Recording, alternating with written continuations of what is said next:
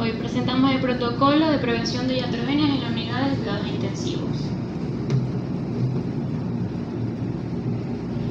El término iatrogenia se empleó por primera vez en 1924. Este se deriva del término iatrogénesis, que iatro significa médico y génesis se deriva de crear o producir, y etiológicamente esto significa engendro médico. La primera iatrogenia registrada en la historia fue en este mismo año, en 1924, que fue producido luego de un implante de córnea. De este implante de córnea se derivó una enfermedad llamada Creutzfeldt-Jakob, que es una encefalopatía espongiforme. Comenzando con las definiciones de iatrogenia, según Acevedo, esta se refiere a toda alteración del estado del paciente, que es producida por un médico sin intención de dañar. En este concepto, el fenómeno la iatrogenia es solo producida por el médico, sin intervención de otro personal del equipo de salud, y esta solo va en alteración al paciente. Según Cortés y Monroy, esta la considera el aspecto negativo de la práctica médica, pero en este concepto no solo el médico ocasiona iatrogenia, sino también el personal de enfermería y todo aquel profesional que tiene el humano como paciente. Según Aguilera e Hidalgo, la iatrogenia abarca todos los efectos nocivos que van derivados de la gestión médica, que tiene como carácter no intencional y en ocasiones inconsciente, que afectan la integridad física y mental de pacientes, familia y otras personas. En el año 2000, la revista JAMA publica un artículo llamado "Los médicos son la tercera causa de muerte en los Estados Unidos". En este apartado, la autora describe que los médicos son la primera causa de iatrogenias en la población sanitaria.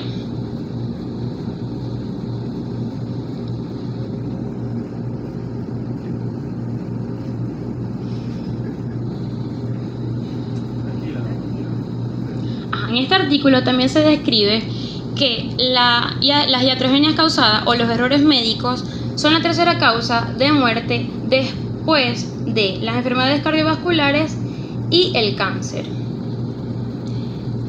Por eso fue pertinente realizar esta investigación, ya que todavía en el siglo XXI la iatrogenia sigue siendo un problema de salud sanitaria, siendo una era tecnológica de innovación. También tenemos lo que es la iatrogenia y la mala praxis. Se cree que son sinónimos, pero realmente no lo son. La iatrogenia es el empleo de la ética profesional, es un buen empleo de la técnica con pericia y conocimiento. El acto es valorado como bueno, realizado de manera correcta y responsable, y la alteración se ve reflejada en el paciente y no tiene consecuencias legales. En cambio, la mala praxis es todo lo contrario. El acto es calificado como malo, con impericia, falta de conocimiento, y se ve reflejado en el personal médico, y sí tiene implicaciones legales. La iatrogenia es de dos modalidades: la iatrogenia de orden psicológico y la iatrogenia de otros órdenes. En la iatrogenia de orden psicológico estaba referida a todas aquellas complicaciones derivadas de la relación médico-paciente o facultativo-paciente, cuando se hace una entrevista rápida, donde las órdenes son de manera verbal o escritas pero de manera ilegible, cuando se dan mucha información o poca información al paciente. En las iatrogenias de otro orden, que son las que más podemos ver nosotros en el paciente de cuidados intensivos, tenemos la física, la química, la mecánica, quirúrgica, iatrogenias relacionadas con la ventilación mecánica y la estancia hospitalaria prolongada. Como iatrogenia de orden físico, tenemos como ejemplo la radioterapia. ¿Cuál vendría siendo la iatrogenia? La quemadura en el sitio a tratar. Otro ejemplo de iatrogenia física sería cuando a una paciente se le ha realizado un vaciamiento ganglionar y el personal de enfermería coloca una vía para una fluidoterapia. La iatrogenia vendría siendo un linfodema. En la iatrogenia química tenemos la farmacoterapia. ¿Cómo así? Por el uso prolongado. Por ejemplo, los glucopéptidos, que estos pueden ocasionar ototoxicidad y nefrotoxicidad. Tenemos la iatrogenia mecánica, que podríamos mencionar acá la falta de realización de fisioterapia, la falta de cambios posturales, que esto nos puede producir una disminución de la circulación sanguínea, una atrofia muscular e incluso la aparición de úlceras por presión. Las iatrogenias químicas o instrumentales tenemos como ejemplo una materna que asiste valga la redundancia, el centro asistencial a realizarse una cesárea segmentaria y en el momento de la cirugía se realiza una rafia uretral, por ejemplo. Esta rafia uretral es secundaria a la intervención quirúrgica, que era la terapéutica, y esta es la considerada iatrogenia. En las iatrogenias por ventilación mecánica tenemos lo que son las neumonías asociadas a la ventilación mecánica, las atelectasias, los barotraumas, los volutraumas, las estenosis esofágicas e incluso también la atrofia del músculo, específicamente del diafragma. En las iatrogenias por estancia hospitalaria prolongada volvemos a mencionar lo que son las úlceras por presión. Terminando o culminando con los conceptos básicos, podemos iniciar con lo que es el protocolo en sí de la prevención de las iatrogenias en las unidades de cuidados intensivos. Esta consta de 6 pasos. El primero sería la exploración física, el segundo la comunicación, el tercero la evaluación de riesgos, el cuarto el monitoreo de la salud, el quinto el uso adecuado de medicamentos y el sexto evitar los procedimientos innecesarios. Iniciamos con la primera etapa, que es la exploración física. ¿Qué es la exploración física? Esto es el proceso sistemático de evaluación utilizando la inspección, luego la auscultación seguido de la palpación y por último la percusión. ¿Para qué? Para obtener datos objetivos del paciente. Esto lo podemos complementar, el examen físico, con lo que es la comunicación, que este no es más que el interrogatorio que realiza el facultativo para tener un mayor alcance sobre los síntomas actuales del paciente y ampliar la historia clínica de este, para tener un mejor diagnóstico y mayor atención hacia el paciente. Como tercera fase tenemos lo que es la evaluación de riesgo, que este no es más que identificar y evaluar posibles riesgos, tanto en procedimientos médicos como de medicamentos, para así tomar decisiones pertinentes para evitar riesgos posteriores y aseverar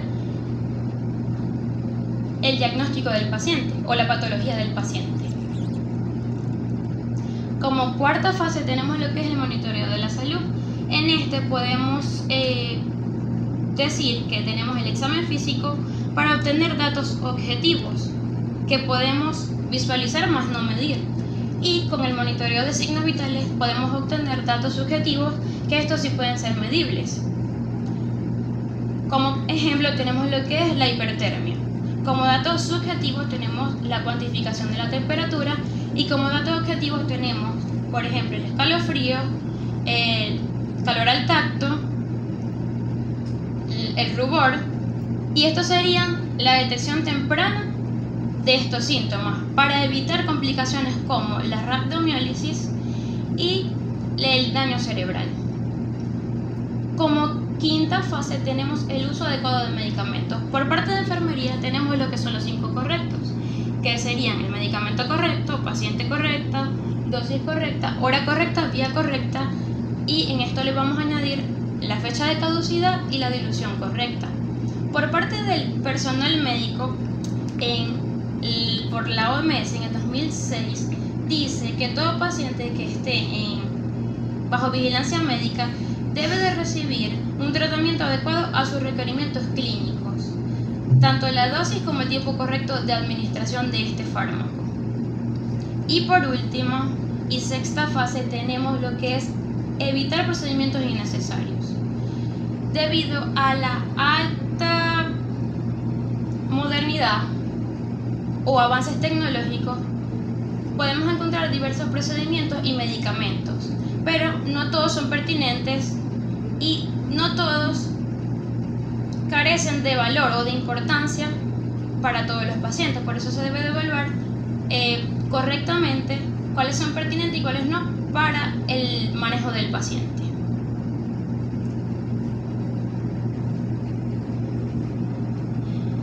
Para culminar, tenemos esta cita bíblica que dice: bienaventurado el que persevera bajo la prueba, porque al haber resistido la prueba recibirá la corona de vida que Dios ha prometido a los que le aman. Muchas gracias.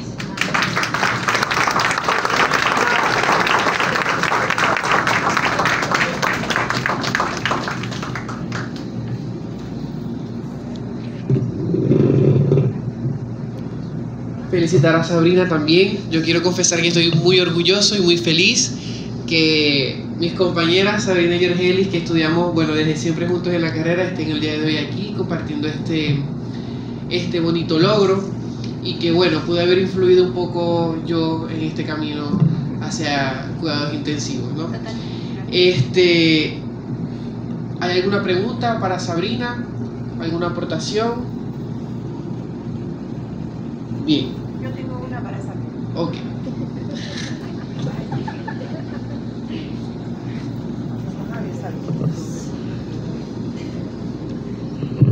Yo tengo una para Sabrina. ¿Qué está sucediendo frecuente en la unidad?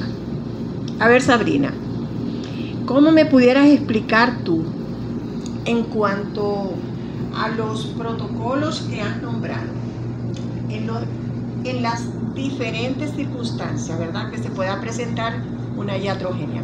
Porque este es un tema que existe, que convive con nosotros, respira todos los días con nosotros en la unidad, pero no se nota, no se observa, no es visible, y está ahí. Hay una situación, con ustedes también, hay una situación que se presenta en la unidad, se está presentando con frecuencia, y es con la colimicina. ¿Verdad que sí? Con la colimicina. A ver, Sabrina, ¿qué crees tú? ¿Qué está pasando o qué pudiera pasar que pudiera llegar a ser una iatrogenia con la situación de la colimicina? ¿Y por qué? Bueno, ahí el tema es un poquito difícil porque resulta que en la unidad están llegando varias presentaciones, principalmente de este medicamento. Y como no es un medicamento que usamos como que de manera común, no tenemos mucha relación con él. Entonces yo creo que es más de educación, más como que de estudiar y verificar cuál es la concentración del medicamento y cómo se diluye y cuáles son, pues, los límites de la colocación del medicamento de manera diaria para el paciente, claro, ¿no? Porque ahí teníamos una controversia de que estaba recibiendo un paciente unas dosis muy altas de colimicina, pero resultó que eran las correctas para su peso. Entonces yo creo que es más de educación, como que para, o sea, saber todas las presentaciones del medicamento y saber cómo manejarlas. Bueno, miren, lo que sucede, lo que nos ha dicho Sabrina es ciertamente que sí se da, y es las dosis, las diferentes dosis que traen las presentaciones del fármaco. Nosotros tenemos una situación que pasa a ser más problemas para quién, sobre todo para el personal de enfermería, porque en el hospital y en las mismas farmacias, este es un país que ha abierto las puertas, libertad al ingreso, a la importación de fármacos en cualquier presentación de cualquier país.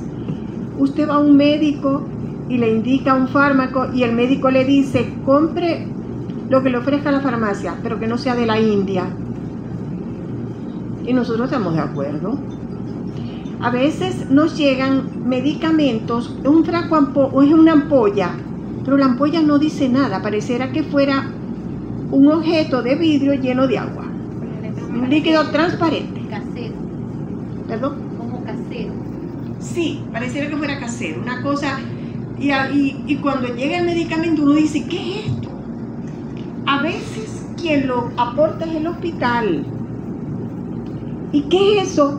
Bueno, no, eso es tal cosa, X medicamento.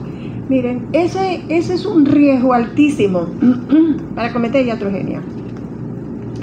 La colimicina, según el laboratorio, ella viene presentada con concentraciones diferentes. Si el profesional no es insistente, desconfiado, preparado, se puede cometer un error administrando esas dosis a los pacientes. No, la colimicina es de uso común, porque cuando hay infecciones intrahospitalarias por contaminación, como sucede, pues la colimicina siempre va a estar allí. Ese es un ejemplo de iatrogenia. Otro ejemplo de iatrogenia, en esta semana lo tuvimos en la unidad.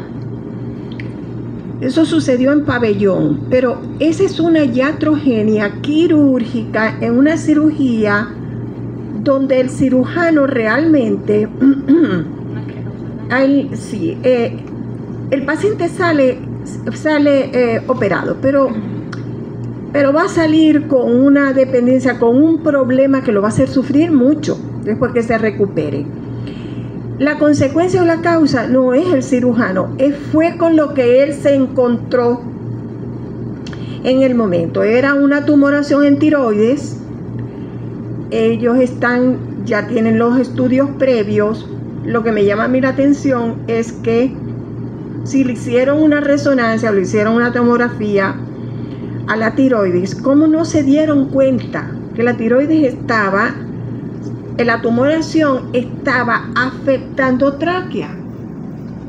En el momento de la cirugía, de poder extraer el tumor de la tiroides, que es una cirugía bastante delicada, ellos lo hacen y el paciente primero les cayó en parada cardiorrespiratoria, pero porque era la tiroides sumamente vascularizada y sensible, pero como estaban allí pudieron sacarlo de inmediato. Luego que ya sacan esa tumoración, en ese proceso se dan cuenta que están afectando tráquea, que la tráquea se dilató. ¿Por qué? Porque cuando sacan el tumor es cuando ellos ven ya la consecuencia que la tumoración le estaba generando a la tráquea. Entonces el paciente ya venía cursando como con una traqueomalacia, que es una tráquea ancha, grande. Cuando sacan el tumor, la tráquea se abre, el paciente intubado tuvo pérdida de volumen, se hipoventiló y hace el paro. Ellos socorren todo eso y cuando están cerrando, entonces comienza a sangrar el paciente. Segunda complicación. Yugulan el sangrado. Finalmente, en la misma cirugía, hubo que hacerle una traqueotomía de emergencia por la condición en la que quedaba la tráquea. ¿Qué quiere decir la iatrogenia? Que es una afectación de una función que tenemos nosotros los seres humanos, que dada una complicación va a quedar con problemas. Es como el que le operan una pierna y por X circunstancia sale de Pabellón con una pierna más larga que la otra. Algo así. Bueno, lo cierto es que el paciente, y claro, salió de Pabellón, menos mal en la unidad había cupo, rápido a la unidad, lo asistimos, lo manejamos y perfecto, creo que ya el segundo día el paciente estaba de alta por nosotros. O sea que se pudo ir de la unidad, él se fue de la unidad. Recuperado, lo pudimos recuperar, todo muy bien. El problema es la calidad de vida que ese señor va a tener de ahora en adelante, ¿sí me entiende? Eso es iatrogenia. Entonces, la preparación del trabajo de Sabrina es que hagamos conciencia que aún nosotros, actuando bien, podemos dejarle consecuencias al paciente, dependencias, que de la unidad salen, pero no se van totalmente bien, llevan un problema importante para poder seguir adelante. Que nosotros sepamos eso y pongamos un poco más de atención en esas situaciones, en esos pacientes, para que nosotros inconscientemente no generemos esos problemas, esas complicaciones, ¿sí? Porque el paciente sale en la unidad, pero no sabemos a veces el tipo de carga que lleva o que va a llevar de ahí en adelante por esas situaciones. Bueno, este es un tema que es raro en UCI, TCD, pero déjenme decirles que todos los días pasa con cada paciente. Vamos a felicitar a Sabrina.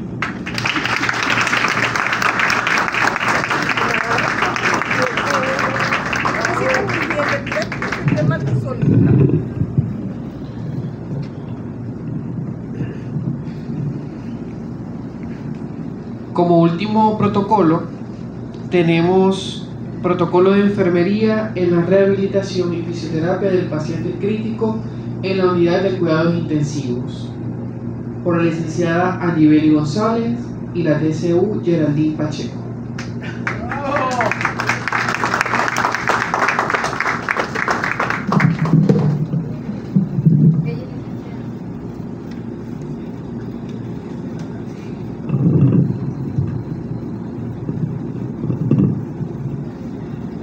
Buenas tardes.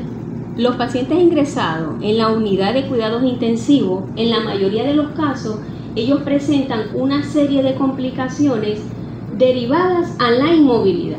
¿Esto es a causa de qué? A causa de la ventilación mecánica, de fármacos utilizados. Nosotras hemos considerado este tema de suma importancia, debido a que en nuestra experiencia en la unidad lo hemos visto. Y como profesionales de enfermería queremos llevar el mejor cuidado con la mejor fe a nuestro paciente crítico. Nosotras no nos damos cuenta que realizándole el bien o queriéndole hacer el bien a nuestros pacientes les estamos causando daño. Pero para ver esto tuvimos que buscar, leer, investigar y así poder llegar a la conclusión en que se derivan una serie de complicaciones. ¿Complicaciones como cuáles? Complicaciones que afectan su sistema inflamatorio sistemático. Entre ellos, o entre muchos otros elementos, también afectan su funcionalidad y su dependencia. Esto nos puede llevar, o le puede llevar a nuestro paciente crítico a una discapacidad permanente.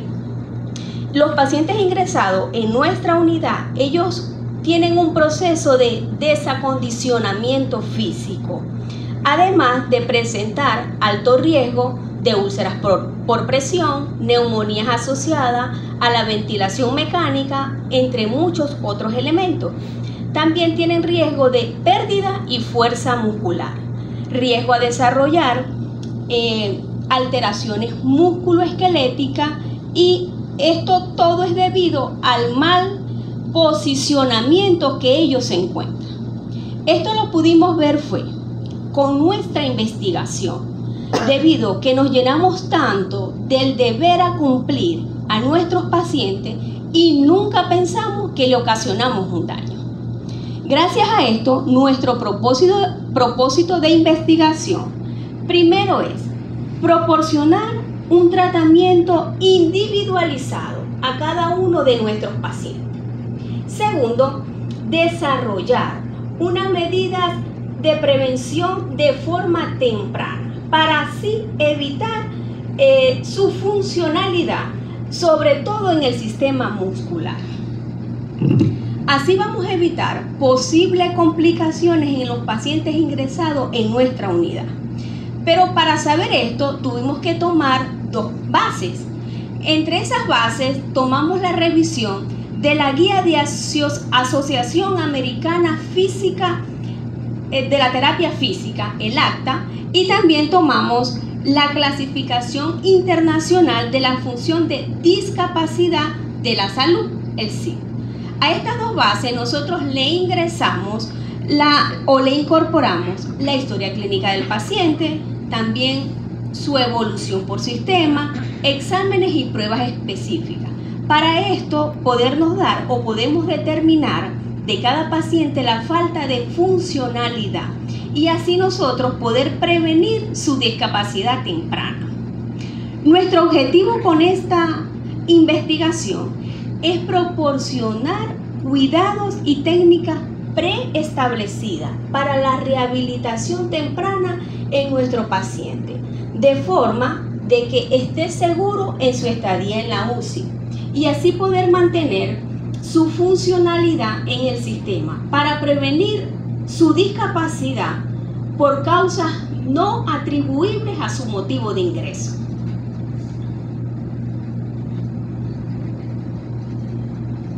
Teniendo en cuenta la falta de movilización en el paciente crítico, se pueden generar un proceso de desacondicionamiento físico. Este proceso lo definimos como el deterioro metabólico y sistemático del organismo. Esto es como consecuencia de la inmovilización y el deterioro de alteraciones. Lo podemos ver cuando en las primeras 24 horas de ingreso de nuestro paciente, y este síndrome se caracteriza por atrofia muscular y cambios metabólicos. En los factores condicionantes tenemos que son aquellas situaciones que nos conlleva a desarrollar o a la disminución de la condición física, de su fuerza muscular. Esto lo podemos ver entre estos factores. Vemos que tenemos la severidad de la enfermedad, la duración del periodo de reposo, patologías concomitantes. Estas patologías son patologías base que trae nuestro paciente, como por ejemplo diabetes mellito, hipertensión arterial, obesidad mórbida. También en los fármacos que nos pueden conllevar a una atrofia muscular. Entre estos fármacos tenemos antiinflamatorios esteroideos,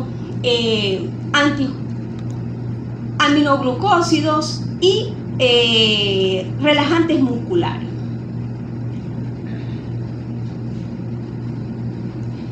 En las manifestaciones clínicas del síndrome de desacondicionamiento físico, el paciente en la unidad de cuidados intensivos tiene muchas manifestaciones clínicas, pero las que resaltamos en este proceso, en la parte neurológica podemos ver alteración del sistema nervioso central y periférico, también trastornos emocionales, de conducta, pérdida de la memoria y trastorno del sueño. En el sistema cardiovascular vamos a tener un aumento de la frecuencia respiratoria, entre 30 a 40 latidos por minuto. ¿Qué nos va a conllevar esto?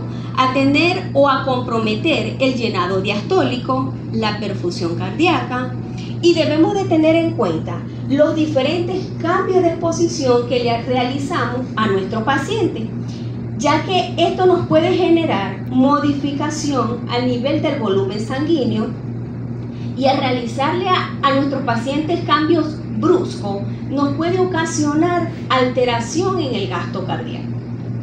En el sistema ventilatorio podemos ver que hay una disminución en la ventilación pulmonar, disminución del compliance estético y dinámico y disminución de los volúmenes y la capacidad pulmonar. ¿Qué nos va a conllevar esto? Nos va a conllevar a un aumento del consumo de oxígeno y alteración en el intercambio gaseoso. En el sistema gastrointestinal va a haber, por no haber movilidad, va a aumentar el riesgo de constipación, También, y esto va a ser por la disminución del peritaltismo. En el sistema genitourinario vamos a ver que el principal problema de este sistema es la éstasis urinaria y la formación de cálculos. En el sistema muscular vamos a ver debilidad muscular. Esto va a ser por la atrofia muscular y por la disminución de la tolerancia del ejercicio. Y en el sistema tegumentario vamos a tener úlceras por presión y edemas. A continuación presentaremos nuestro protocolo de atención en enfermería en la rehabilitación y fisioterapia temprana del paciente crítico en la unidad de cuidados intensivos del Hospital Universitario de Maracaibo. Pero antes de comenzar nuestro protocolo, es importante debemos de tener presente que nuestro protocolo, ¿a quién va a ir incluido? ¿Quiénes son los que incluyen y los que se excluyen a nuestro protocolo? En la inclusión tenemos que todo paciente ingresado a la unidad de cuidados intensivos con más de 24 horas intrahospitalaria. Y los pacientes de exclusión, los que no pueden estar ingresados a nuestro protocolo, son pacientes que tienen en la parte neurológica, son los pacientes neurocríticos en las primeras 72 horas, como cuáles: pacientes con hipertensión endocraniana, pacientes de baja perfusión cerebral y pacientes con neuroprotección. Son pacientes que no son incluidos en nuestro protocolo. En la parte respiratoria tenemos que los pacientes con inestabilidad hemodinámica que requieren soporte de vasopresores o de inotrópicos, también pacientes con arritmia y déficit de hemoglobina. A nivel respiratorio, los pacientes con alteración de oxigenación, como por ejemplo que nos llegaron pacientes con un traumatismo torácico, no son incluidos en nuestro protocolo, o con el pie alto, desacoplados a la ventilación mecánica, no son incluidos en nuestro protocolo. Ahora la licenciada Angibeli González le va a hablar un poco más sobre los pasos de nuestro protocolo.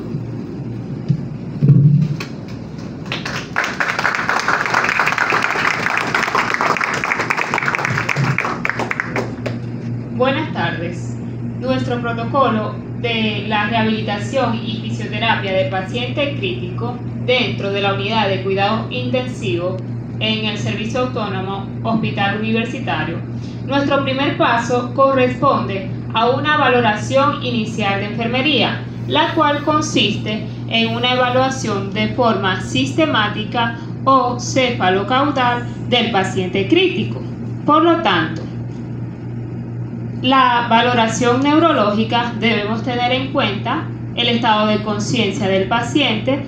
Si está bajo soporte de pseudoanalgesia, utilizaríamos la escala de Ramsay, y el paciente que se encuentre sin soporte de pseudoanalgesia, la escala de Glasgow.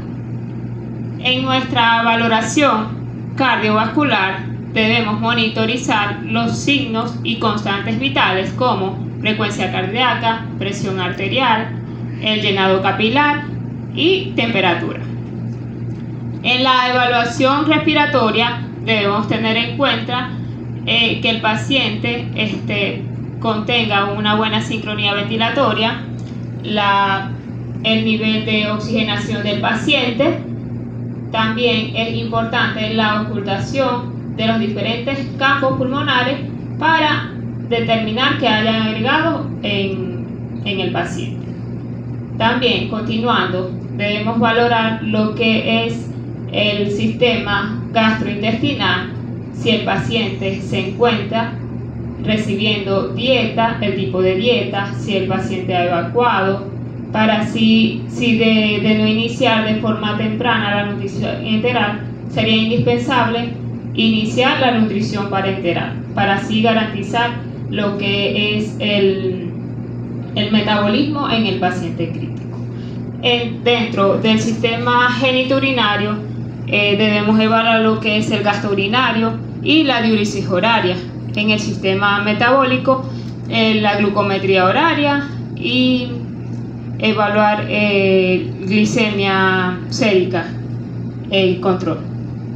En el sistema tegumentario debemos evaluar la piel, si hay presencia de úlcera y si hay presencia de edema. En este primer eslabón que estamos evaluando lo que es las diferentes afectaciones que pudiera presentar al paciente y determinar que el paciente se encuentra presentando un síndrome de desacondicionamiento físico.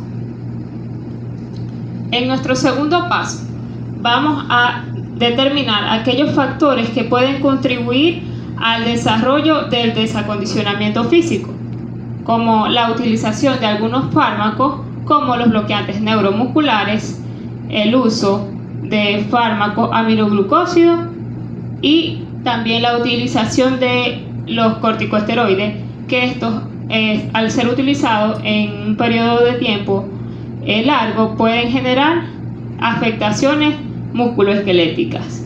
También la utilización de fármacos vasopresores como la noradrenalina, ya que esta nos impide lo que es la movilización del paciente crítico al recibir altas dosis, porque tendríamos complicaciones hemodinámicas. También la utilización de nutrición parenteral en aquellos pacientes en los cuales no puede ser utilizado la vía enteral. Y por supuesto también la presencia de la hipoalbuminemia, que puede generar en el paciente trastornos como la formación de edema en el paciente.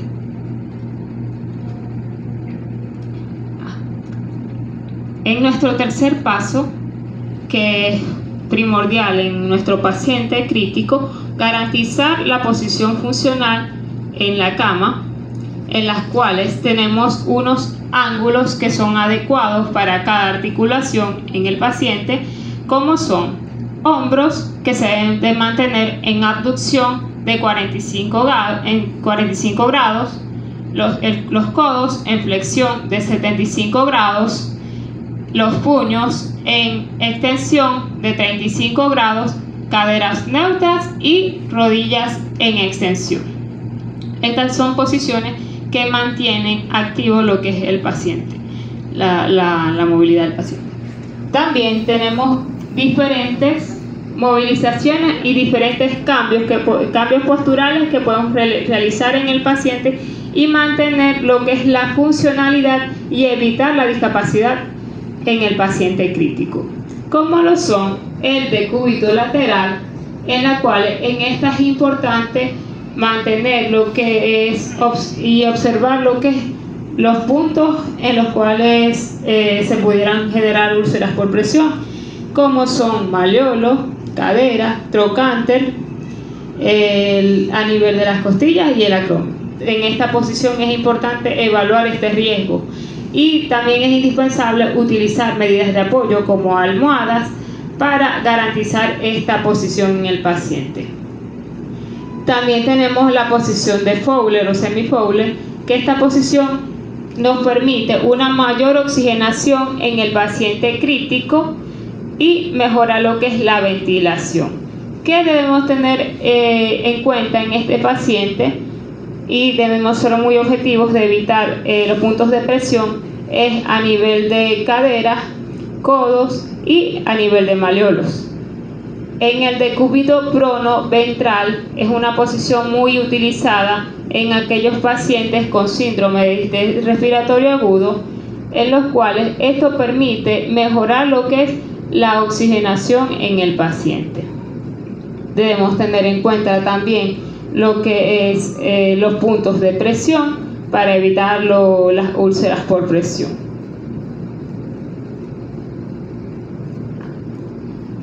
Es muy importante realizar los cambios posturales en el paciente y así garantizar la funcionalidad en él.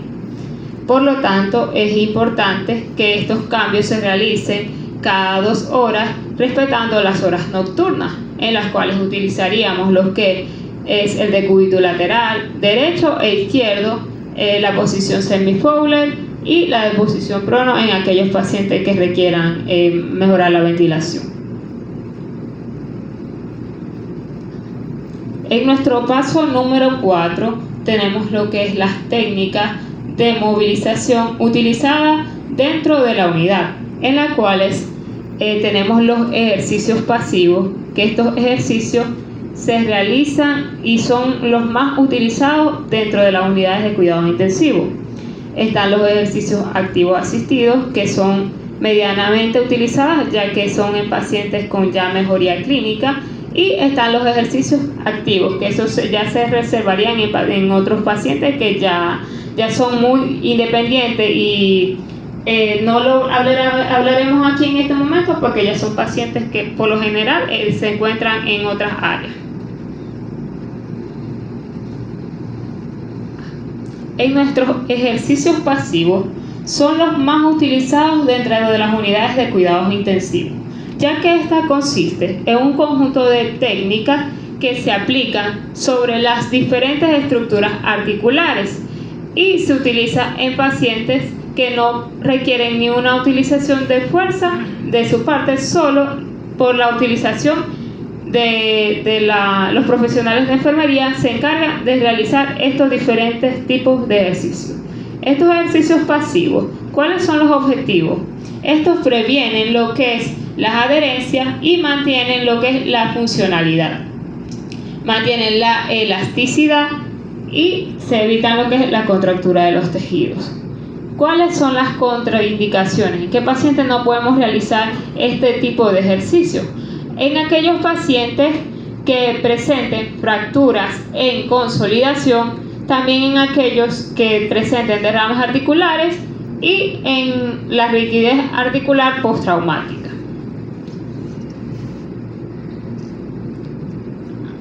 También tenemos como otro de los ejercicios que son en algunos casos, en algunas situaciones, que aquellos pacientes que ya se encuentran descontinuados, ya ellos presentan la capacidad motriz de responder a los estímulos y a las indicaciones que reciba el paciente. Tenemos los ejercicios activos asistidos. Estos se desarrollan en pacientes que se encuentren conscientes y capacidad motriz. Hay 3 tipos y 3 elementos en los cuales se evidencia que se puede realizar, como lo son los activos asistidos, los activos libres y los activos resistidos. En los activos asistidos, el paciente presta un poco de su fuerza muscular y con la ayuda del profesional de enfermería realiza estos movimientos.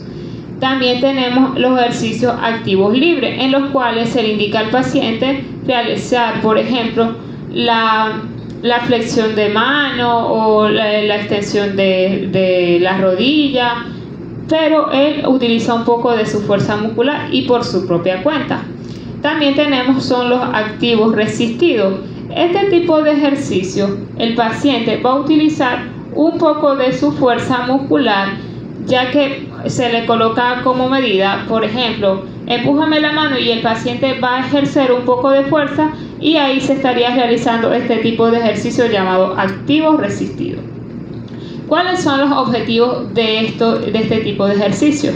Recuperar o mantener lo que es la función muscular, también mantener o recuperar el trofismo muscular y aumentar la resistencia muscular. En cada caso se encuentra contraindicado este tipo de movimiento o de ejercicio en aquellos pacientes con procesos inflamatorios o infecciosos en fase aguda, también en aquellos pacientes que no tienen la capacidad o tienen algún trastorno psiquiátrico, y también en aquellos pacientes con fracturas recientes y posible realizar este tipo de ejercicio en esos pacientes.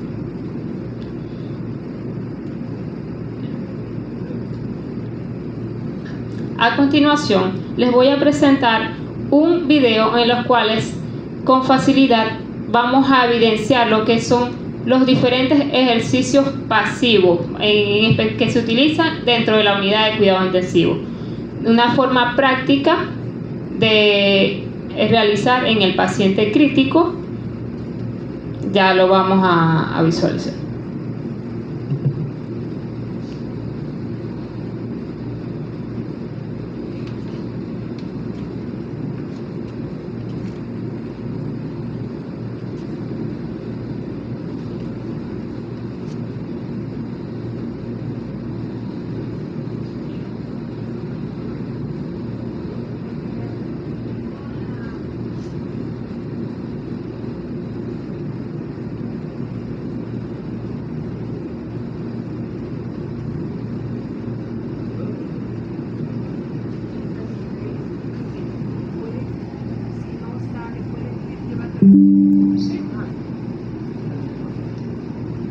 Bueno,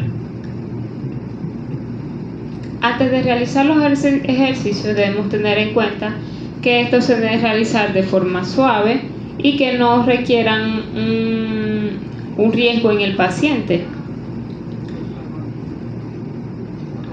Aquí le vamos a presentar unos ejercicios de miembros superiores, como lo ven, lo que es la realización. El paciente se eleva la mano y el codo de forma suave.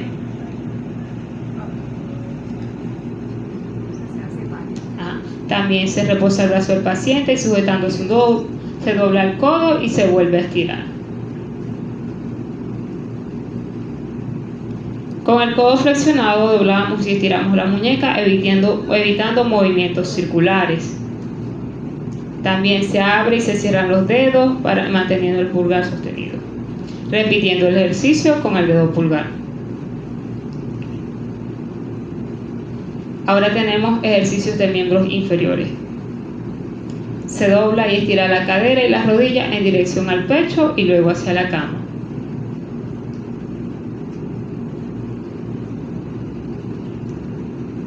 Se mueve el tobillo llevando el pie en dirección a la cara y al centro. Ese ejercicio se debe realizar solo con los dedos. Levantar la extremidad realizando movimientos cortos.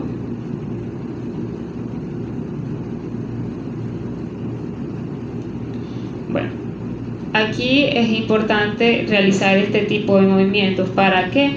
Para mantener la funcionalidad dentro de estos pacientes, ya que estos pacientes lo tenemos totalmente encamados, ellos se encuentran sin ninguna movilidad, y si no realizamos estos diferentes tipos de movimientos, que por lo general tienen que ser de forma pasiva, estaríamos ocasionándole un grave daño en esos pacientes, ya que si no garantizamos la funcionalidad en ellos, podríamos producir algunas discapacidades en las cuales no fueron atribuibles ni fueron motivo por el cual este paciente ingresó. Por eso es de gran importancia llevar a cabo este protocolo y tener en cuenta todos estos ejercicios que hemos hablado el día de hoy.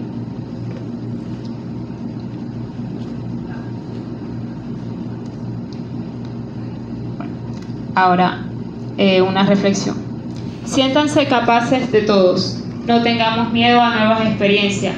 Siempre estén seguros de sus conocimientos y si no lo saben, estudien. Solo recuerden mejorar cada día y aprender de los mejores. Ánimo, que vida solo hay una y es la que estamos forjando. Gracias.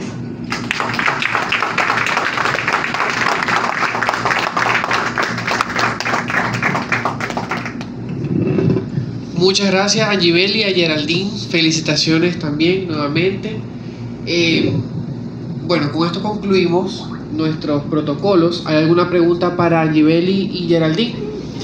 Bien. Voy a hablar de escucha todo. Ok.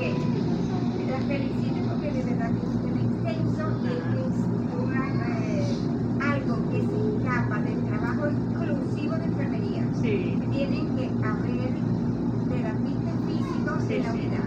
Y para eso, tú hablaste mucho de la valoración, pero hay dos aspectos que se deben tener en cuenta. Uno, el ciclo de vida. El adulto mayor tiende a masa, fuerza y tono muscular más rápido que cualquier otra persona.